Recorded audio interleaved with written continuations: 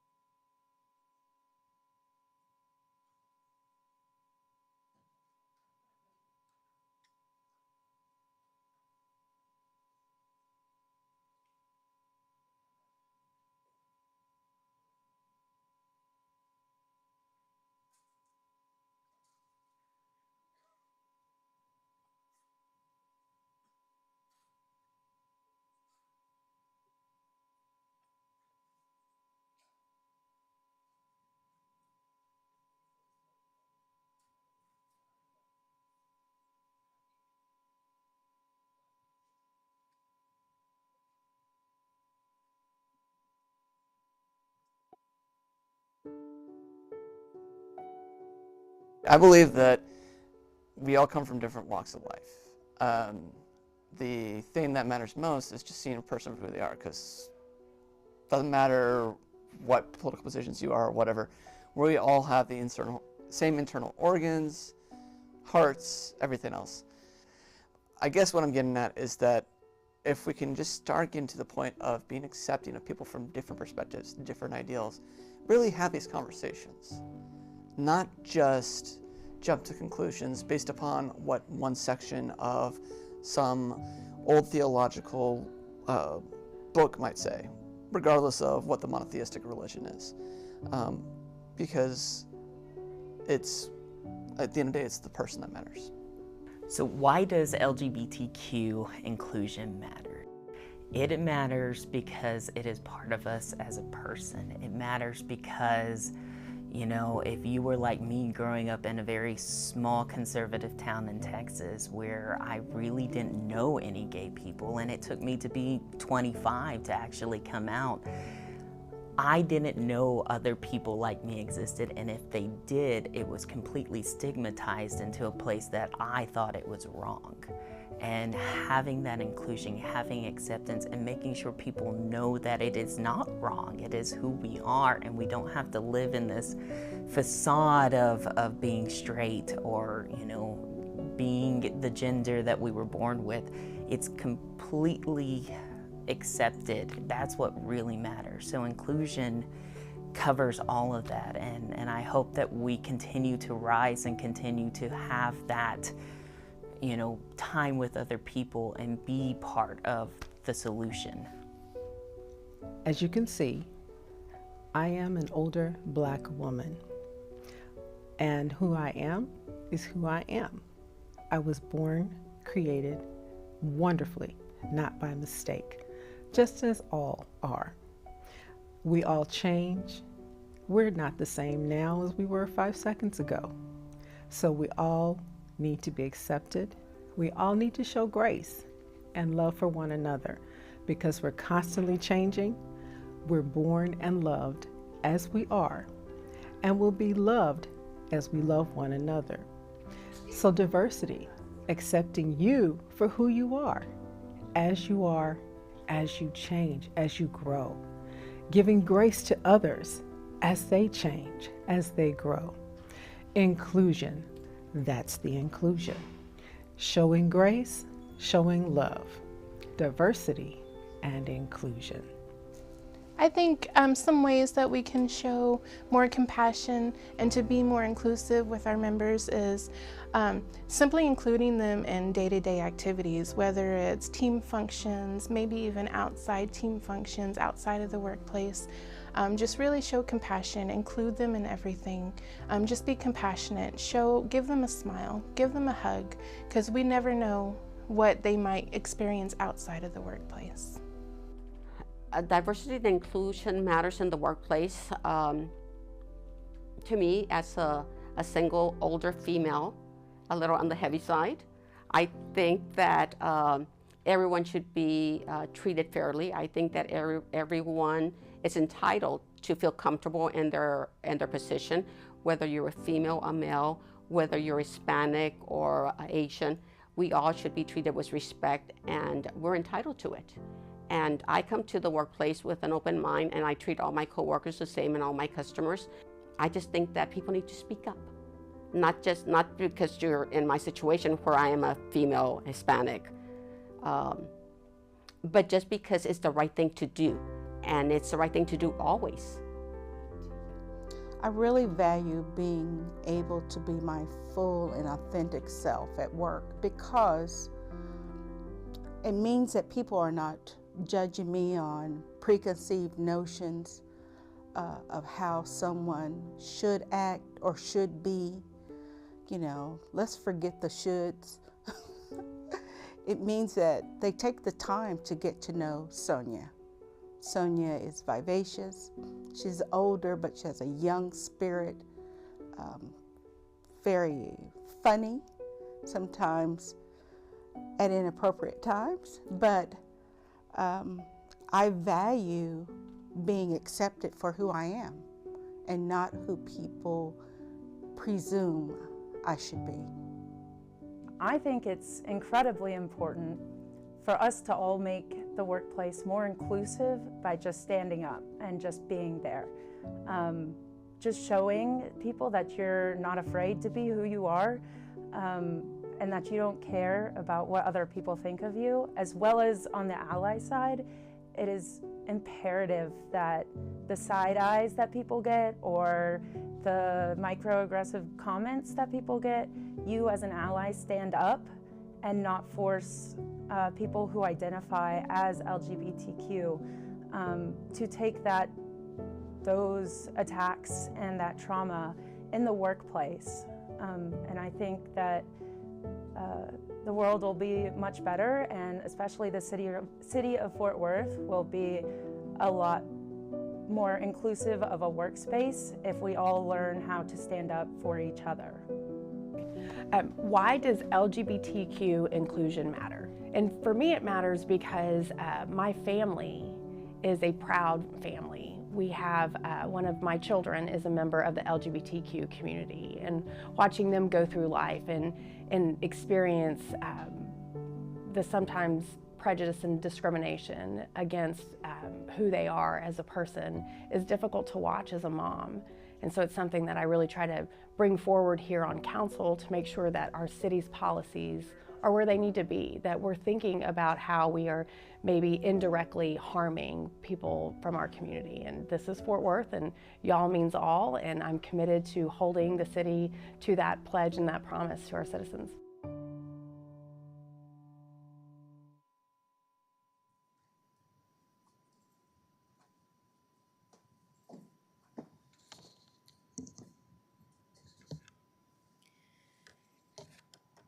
In Blood, Bread, and Poetry, poet Adrienne Rich wrote, "When those who have the power to name and to socially construct reality choose not to see you or hear you, when someone with the authority of, say, a teacher describes the world and you are not in it, There is a moment of psychic disequilibrium, as if you looked in the mirror and saw nothing. It takes some strength of soul, and not just individual strength, but collective understanding, to resist the void, this non-being, into which you are thrust, and to stand up, demanding to be seen and heard. In 1969, Fort Worth, a ramshackle dive called 651, after its address at 651 South Jennings Avenue, opened. That same year, on June 28, 1969, the Stonewall Inn riots in New York's Greenwich Village sparked the beginning of the gay rights movement nationally, a movement to decriminalize identity difference. Two civil rights servants, both brilliant legal scholars, Bayard Rustin, architect of Martin Luther King's March on Washington, and Dr. Pauli Murray, whose work advanced intersectional women's rights, have been obscured by history, in part because of their membership in the LGBTQ community. While we formally recognize Pride Month today, recognition of the daily struggle many members within our LGBTQ community face is seen and heard every day. You are not alone in the void, and we stand with you as equal beneficiaries of our nation's 14th Amendment. All persons, born or naturalized in the United States and subject to the jurisdiction thereof, are citizens of the United States and of the state wherein they reside. No state shall make or enforce any law which shall abridge the privileges or immunities of citizens of the United States, nor shall any state deprive any person of life, liberty, or property without due process of law, or deny to any person within its jurisdiction the equal protection of the laws. We invite you to lean forward and listen to the voices of today's panelists, then act in your own capacity, whatever that is, to ensure that our workplace is inclusive and humane.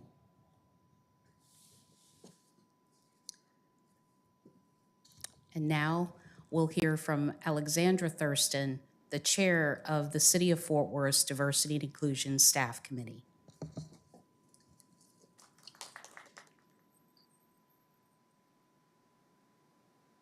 Thank you for the introduction, Christina, and good afternoon. I am Alexandra Thurston, and as Christina just mentioned, I serve on the city's Diversity and Inclusion Employee Committee, which leads the employee work group working under the leadership of the Diversity and Inclusion Department that planned today's program, Acknowledging Pride Month.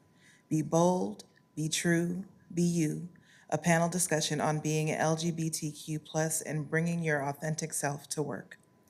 Today's panel discussion features 3 city employees who represent aspects of the LGBTQ spectrum: Sydney Allen, Drew Goodman, and Janice Slater.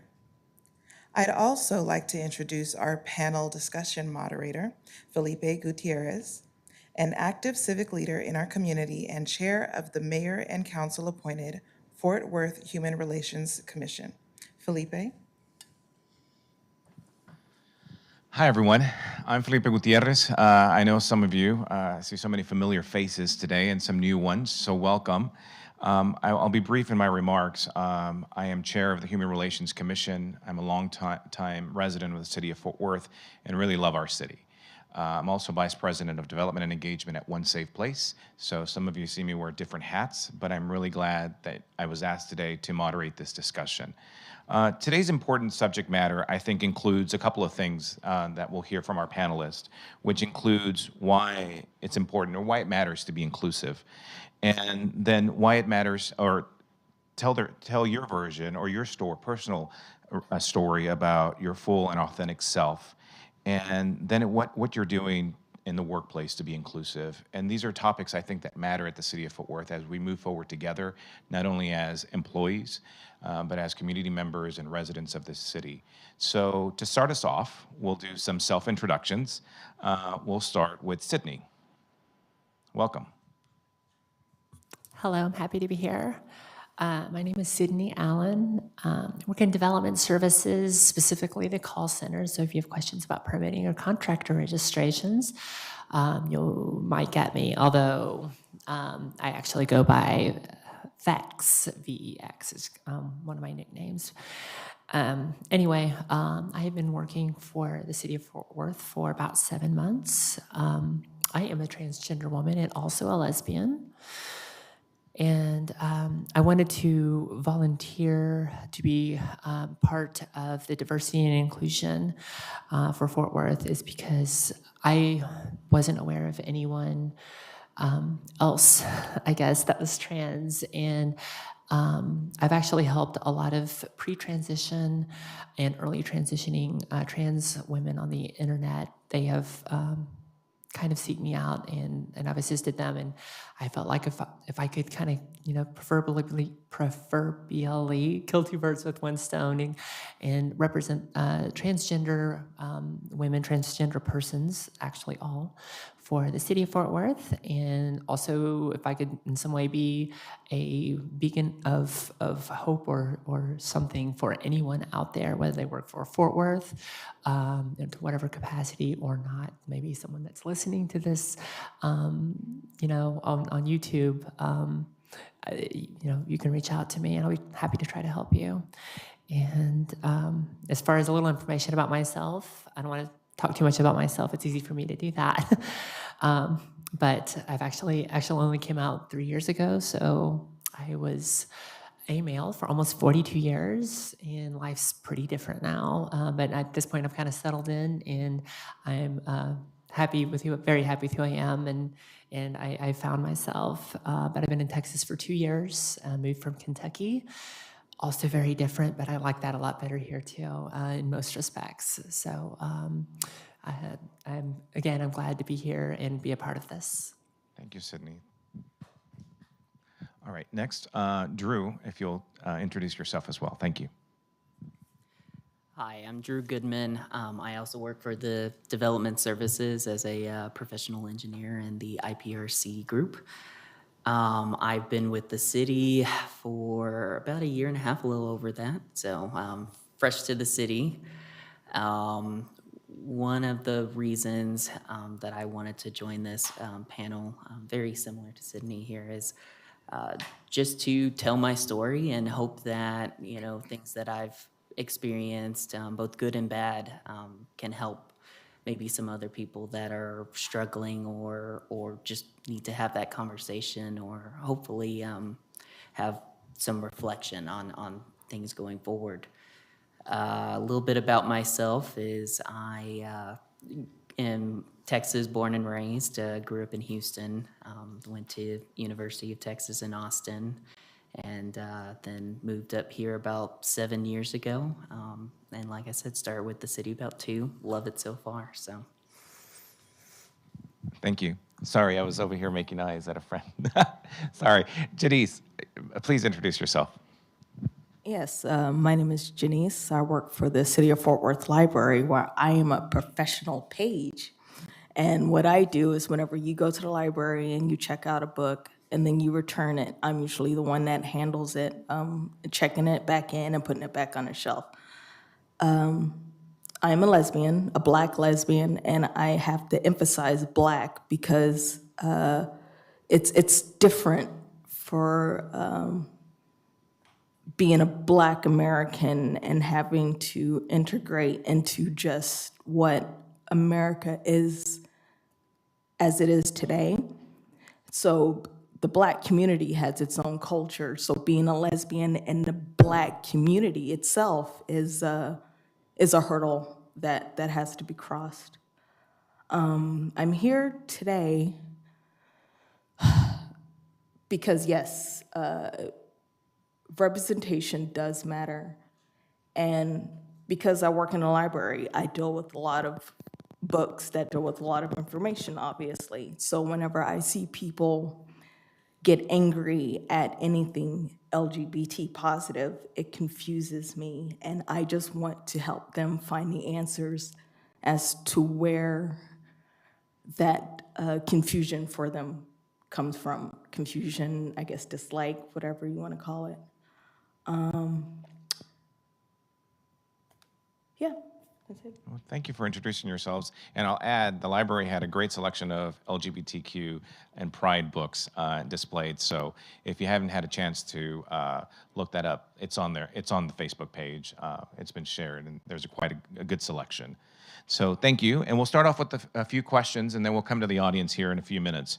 So the first question is, why does LGBTQ inclusion matter? I think we talked about it a little bit in the video, but I think we can add a little bit more depth and context now based on your stories. So let's just start the conversation.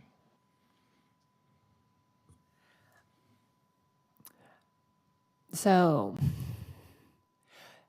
as someone that's in the community, the LGBT community, it's by default you just automatically have an air of feeling, at least, I mean, if you're in a safe space, not so much, but just in being out and about and being in society, you automatically kind of feel that you're a little ostracized, or that you're kind of subject to discrimination.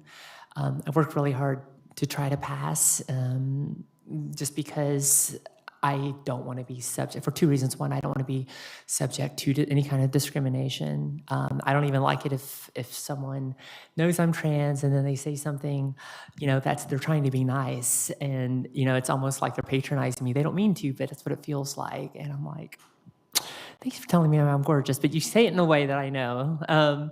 But also, it's a safety issue, of course, for trans women. As I'm sure you all know that it can be very dangerous in public, because you never know how someone's going to react, and some of those people react very violently.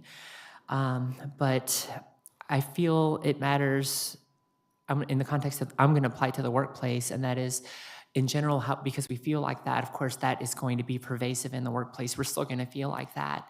And so we spend half of our waking hours at work. And so it's really important that we feel accepted and comfortable in that approximate 50% of the hours throughout the work week that we're up. We need to be able to feel comfortable around our coworkers, and feel comfortable around ourselves, with ourselves and what we're doing, and not have to worry about, not only our work and our performance and, our responsibilities, but also what other people think about us, or, how is someone going to react if I say something a certain way, or if they find out something about me or something like that. So the last thing that I wanted to mention is, we are, as members in the community, we're just people like everyone else, and we want to be. It should be common knowledge, but some people, I believe it's not. They don't really realize. They think that we're different, and they don't really realize that we're just as valuable and needed and as important as anyone else, whether you're in the community or not. And so that's something that I've always just want that to be equal and level for everyone. Thank you.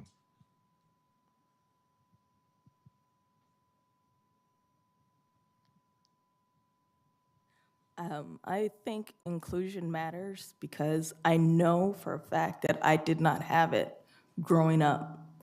The reason that I work in a library is because I love books. And books were the thing that allowed me to disappear in a world that somebody else would create. And it's sad that I can only find people who were kind of like me in books and not in the world around me. And growing up, that was very upsetting, especially because I knew that I was different since I was 6 years old. So I didn't have a name for it then. Today, if I knew, I would have been like, I'm a lesbian at 6. But I felt alone and in my own world and it was a world that nobody understood, because when people, what I thought was people would look at me and they wouldn't understand me. Because they would tell me, hey, if you're gay, you're this thing. And, inside of my head, I would think, well, I'm not that. I'm me. It doesn't matter. And inclusion matters, again, in books, because children need to see themselves. They need to see their parents. They need to see their friends. They need to understand that being different doesn't make it a bad thing.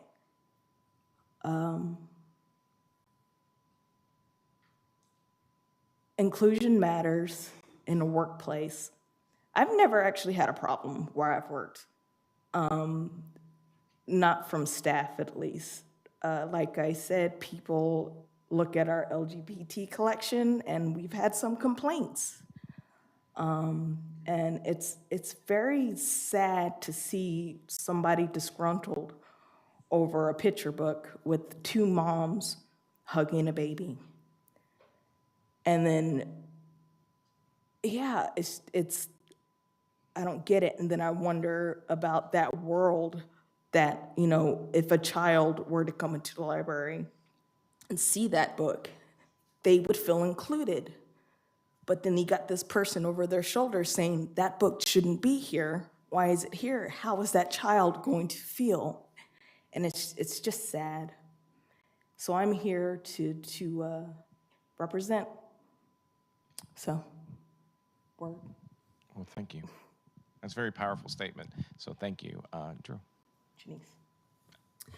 No, Drew next. I'm sorry. What I'll say is, growing up, the word gay had a very different connotation.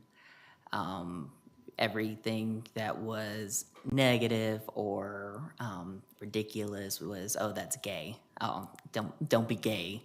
And it was one of those things as I was coming up and definitely having those feelings and being like, okay, what is this? And you start researching, it's like, oh my God, I'm gay, and I can't be that way because that's so, negative.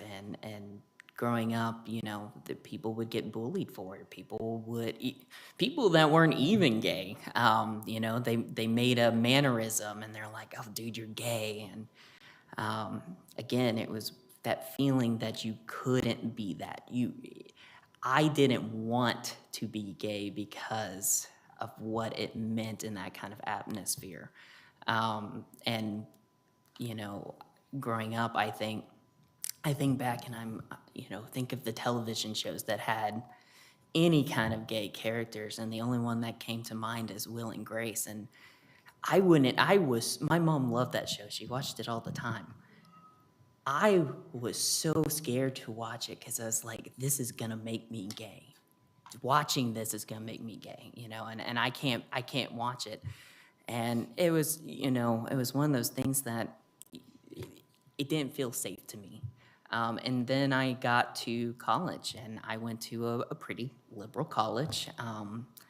And there, you saw other people, and you saw people that were out and happy and living their lives and the acceptance. And then you start going through the process of, okay, well, am I?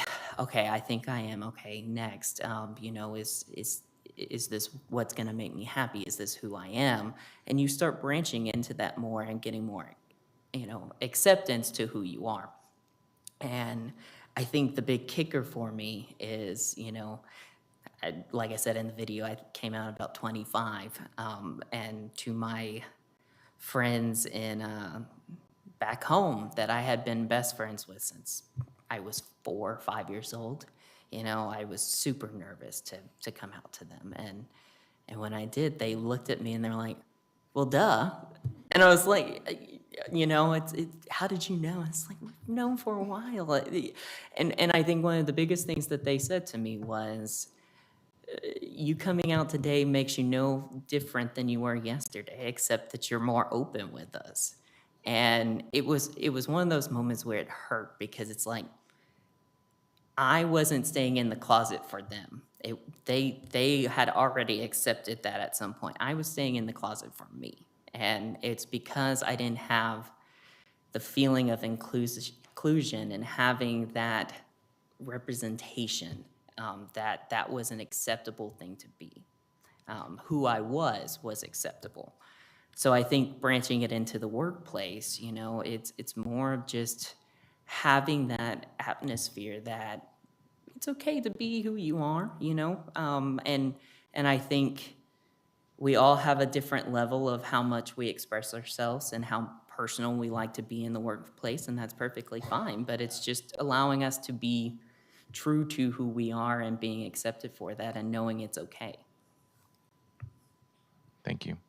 So I think your stories are really powerful. And so I often say we're not unique, right? There's so many of us out there that don't get to tell our stories. And it's very powerful to hear from city employees share their stories, I think, because the following question, based on what you've already said, really leads us into the next question. So what does being your full and authentic self at work mean to you?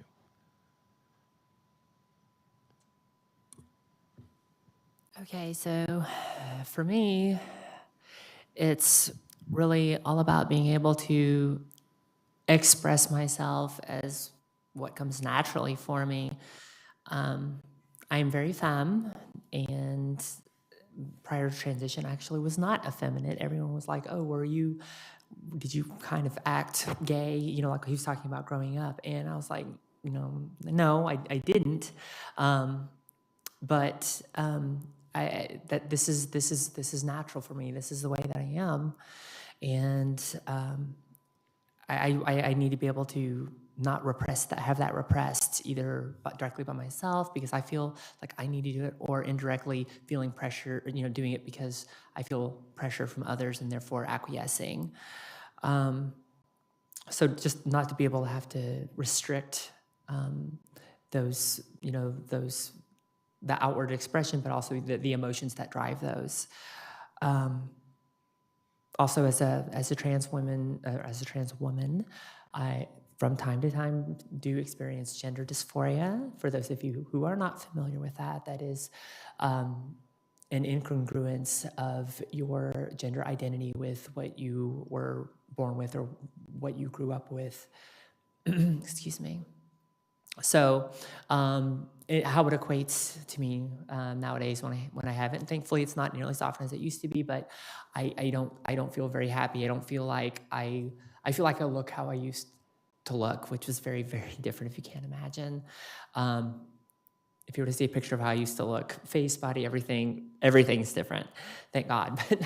But anyway, so it really leads to a really, it can lead to depression, discontentment, to say the least. A lot of times, trans women, it's one of the driving forces, behind suicides and that sort of thing. I think it's usually, I honestly haven't done the research on it, but maybe that makes me a bad trans person, but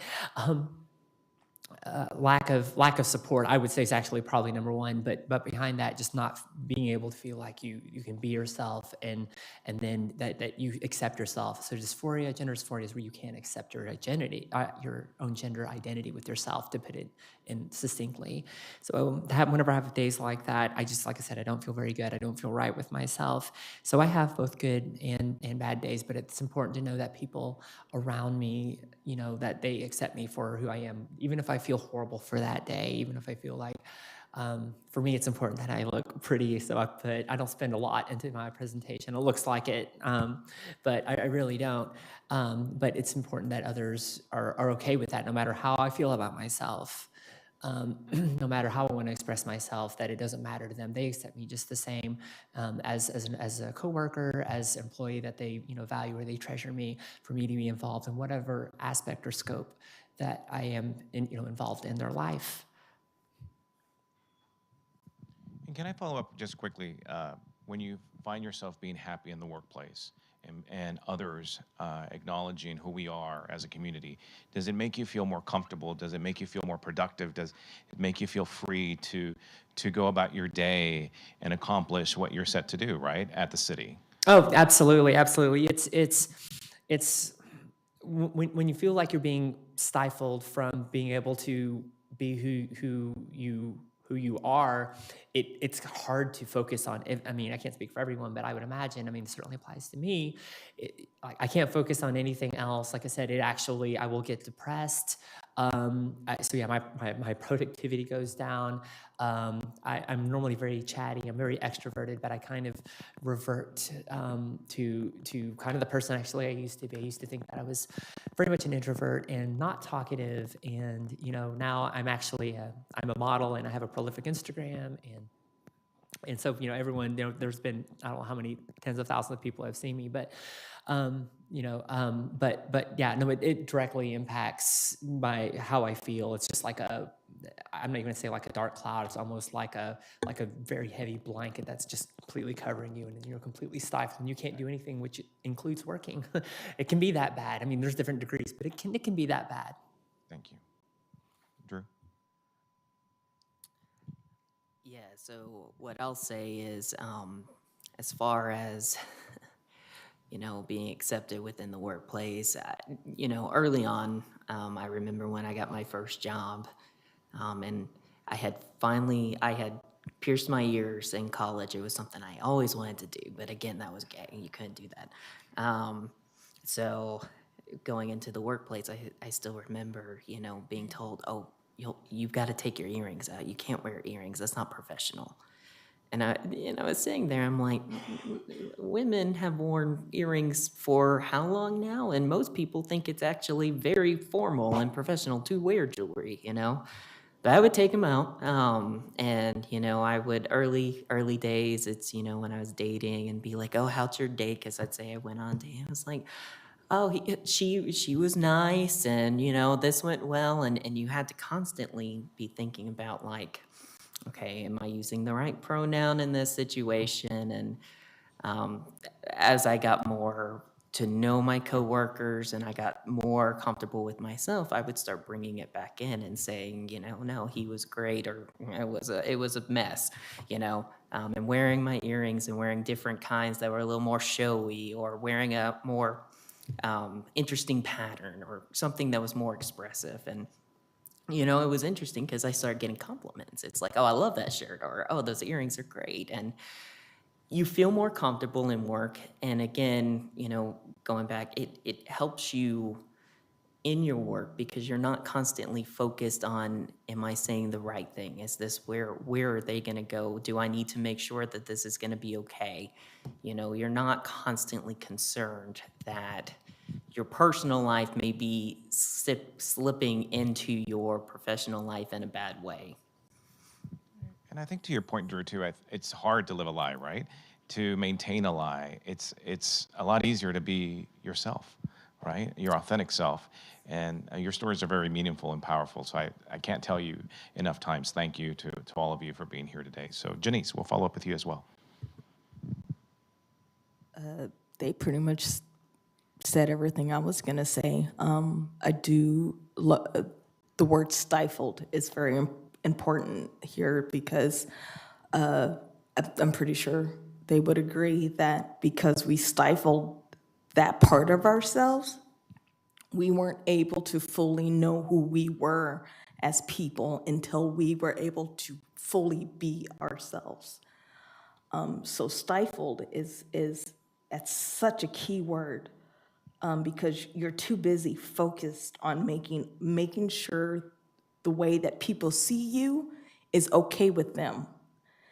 And that's not what you're told when you grow up. You're supposed to be yourself. And then if people like you, they like you, and if they don't, they don't. That's how it works. So in the workplace, for me, I don't have any problem being my full self. If anything, I gotta not be my full authentic self so I can keep my job. But yes, yeah, I love the City of Fort Worth Library. They have embraced me fully, and I've never felt any stifling from them on their part. Thank you. And to wrap up, authentic self, you look at the video and I look at some of you, out here, and I know what departments you work in, and living your authentic lives within the community in the city of Fort Worth and the work that you do is meaningful, right? Because you're respected, you're acknowledged, and we're beyond being accepted and tolerated, right? We now are, we demand dignity, right, for all of us. And that's where we're at in our roles within the city and our community. So I commend all of you for being here and for the roles that you play within our city structure as well. So our last question is, how do you or can you make your work, excuse me, who wrote this? How are you making your workplace more inclusive is the question. Well, I try to lead by example and just not really, it's like what Janice was talking about, just not really worrying about what others think, just being yourself. Obviously, you have to be respectful for others. But I think in general for an inclusive workplace, I think it's important that everyone needs to be able to communicate. And that means both from if you're in the community to someone else, or if you know someone in the community, there needs to be a good open line of communication, which means that there's a give and take for both parties at all the times. So someone has to be able to feel like that they can say something, but of course you have to be careful with how you say it. You have to be respectful.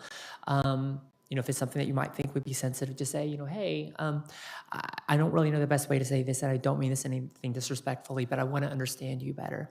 It's something that I've always told people, especially after I, again, have been transitioned for all that long, for the length of, relatively speaking, for the length of my life. But anytime, whenever I had come out to those that I know or had known and are no longer in my life since I've moved, I always let them know that, hey, I'll be happy to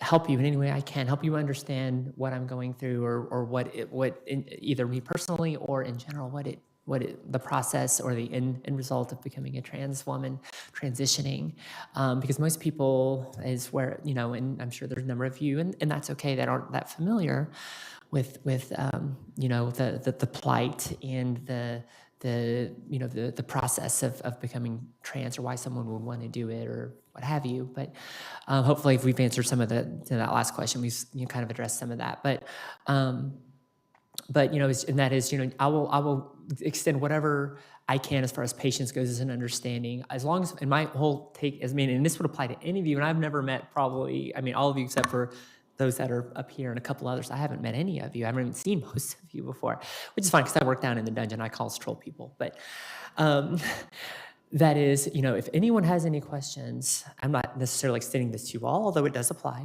But my general viewpoint is, if anyone has any questions about anything, like, as long as I know you're not trying to be disrespectful to me, you could say something that, if you came up to me on the street and you said it without any context, I might think you're being offensive. But if you're like, hey, I've always been curious, and I don't know any other trans people. Can you explain what happens when such and such, or why such and such, or what it's like for such and such? And sure, I'm like an open book. I'm not afraid or ashamed of who I am.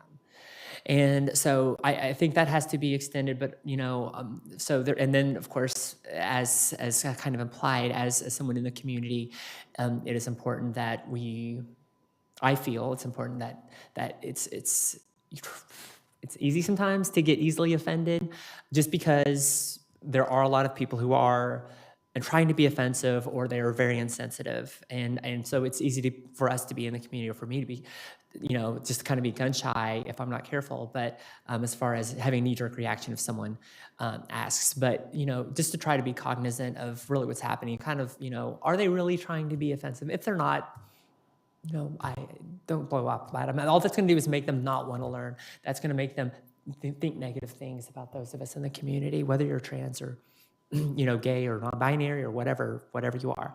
So I think that's important, not for us personally, but as a community, that we are understanding of others who really are trying to learn, who are, respectfully and trying, and so, we need to facilitate that. And so as part of that, both parties, it's just important that we're all empathetic we understand where the other person's coming from. And again, we're all just people all wanting to live our lives and live our happiest lives and be our best persons, no matter what our sexuality is or our gender orientation. No, thank you. That's perfect. And thank you for being open to building relationships and having people, come to you in a time of need or a question. So thank you. Drew. Yeah, so I'll say, just some few general things that help is within the confines of someone's comfortable with, and by that I mean within their work atmosphere. If they're a person that doesn't bring their personal life to work, that's completely fine. And you need to respect the level that they want to, but when you're talking to someone and they do like talking about their personal stuff and talking about their wife, husband, etc., just be you. Use the pronouns for your partner that are correct. Use the pronouns for you that are correct. And make sure that you do it in a way that you're very comfortable and that you're saying, this is who I am, and you're stating that right there. I think the other component is, if they say something wrong, correct them. It's okay. You can say, well, actually, it's just do it in a way that's kind.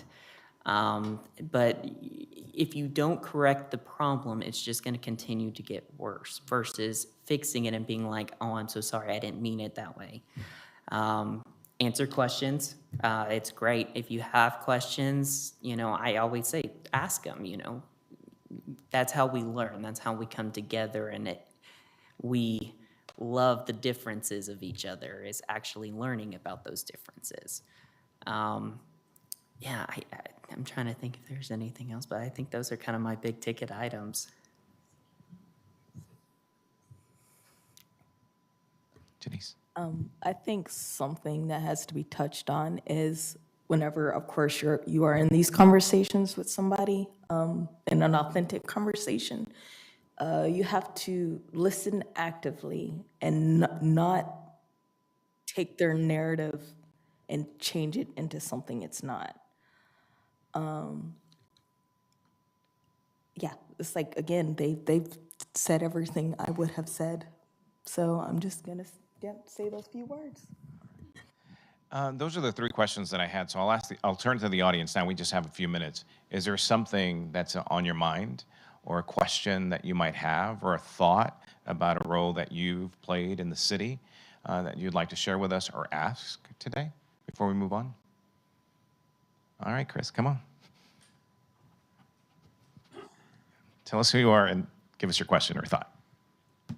I'm Chris Gorey. I'm a lieutenant with the 4th Police Department. My question is for Miss Allen. I had a quick question. Since you transitioned so recently and lived your life a majority as male, has misogyny creeped into your life, and to what extent? Thank you.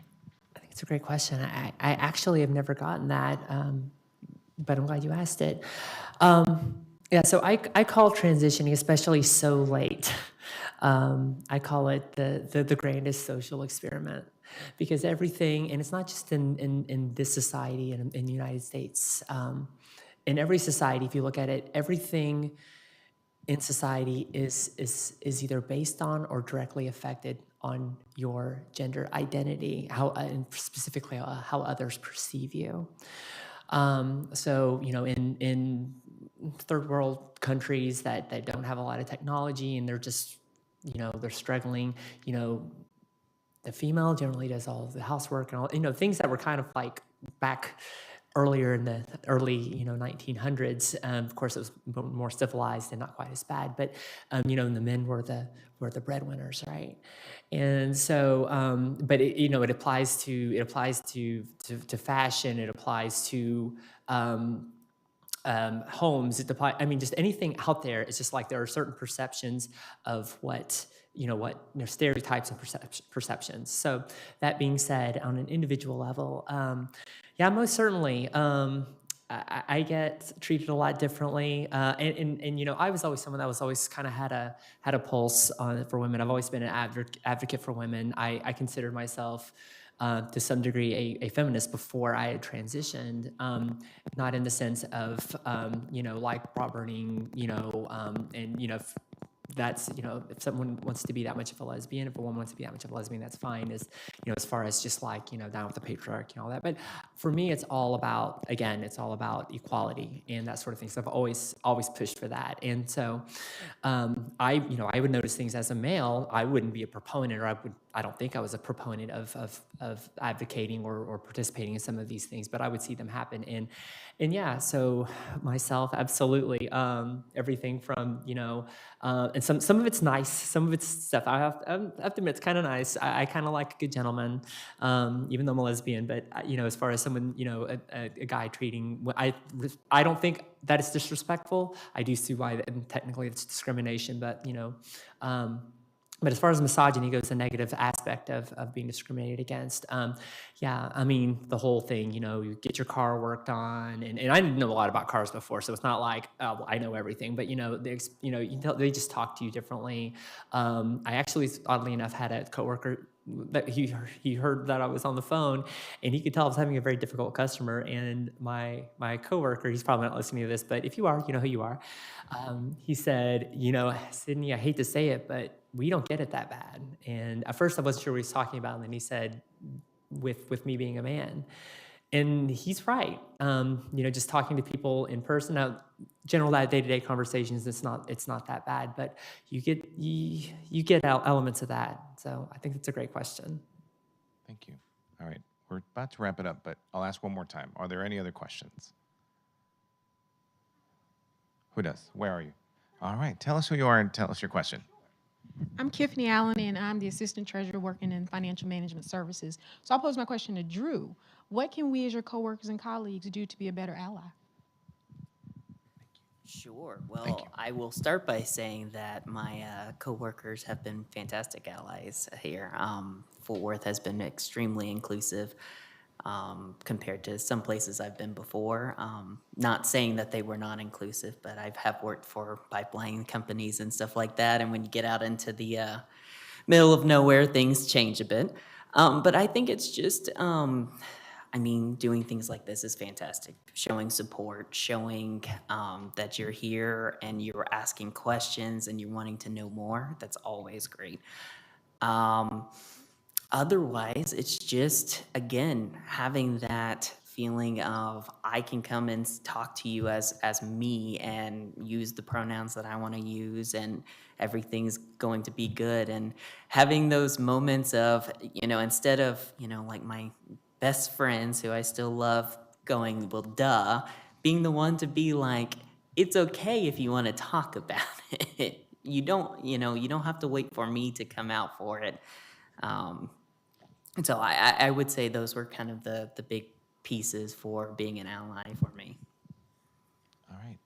At this time, I'm going to pass the mic back to Alexandria Hurston, and thank you. Yes. That was such a great conversation. Thank you to all of our panelists, Sydney, Drew, and Janice. Thank you to our moderator, Felipe. And thank you to all of the employees who helped plan today's program. I also want to thank all of you for making the time to come out and help us celebrate Pride Month. Also, our city leadership, thank you for your support of not only this program, but of the Diversity and Inclusion Employee Committee and our efforts to promote a greater understanding and appreciation for diversity and inclusiveness throughout the employee population. Everybody, please be sure to read the roundup to learn about opportunities to help plan and attend future programs. Thank you so much.